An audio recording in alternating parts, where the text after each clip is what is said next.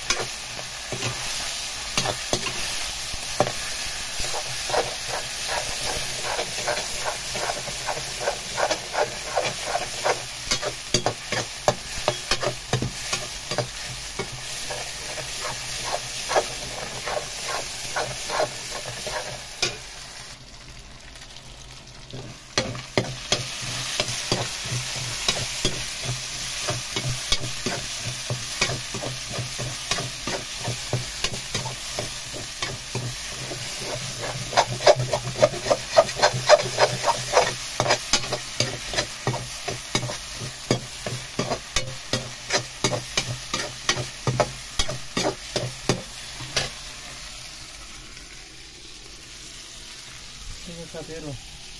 मासु होस् चाहे माछा होस् यसरी बनाउनुपर्छ क्या पहिला प्याज हाला तेल हाला प्याज हाला उसके बाद माछा हाला चाहे मासु हाला अनि उसलाई राम्रोसँग भुटा अनि के भन्छ अनि थोड़ा बहुत भुट्नेको टाइममा चाहिँ के भन्छ थोड़ा उसलाई चाहिँ पाक्न दियो मतलब आधा घन्टा जति पाक्न दियो हैन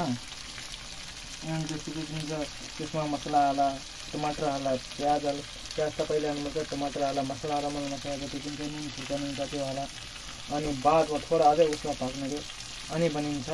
माछा मासु चिकनहरु मासुहरु केटीहरु सब बन्छ के अब हेर कति राम्रो भएको छ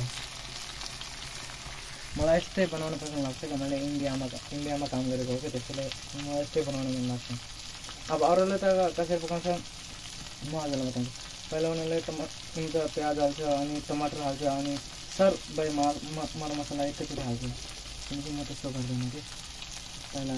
प्याज हाल्छ अनि भुटा मजाले मासु होस् या माछा होस् अनि उसके बादमा यो टमाटरहरू अनि मसलाहरू अनि यो चिकन मसला अनि यो मसला के हो नुनहरू हल्दीहरू हाल्छ के अनि बन्छ मासु हजुरहरूलाई कस्तो लाग्यो मेरो भिडियो राम्रो लागेपछि लाइक सब्सक्राइब कमेन्टहरू अनि जति हुन सक्छ आफू साथीहरूलाई पनि सेयर गर मेरो नमस्ते।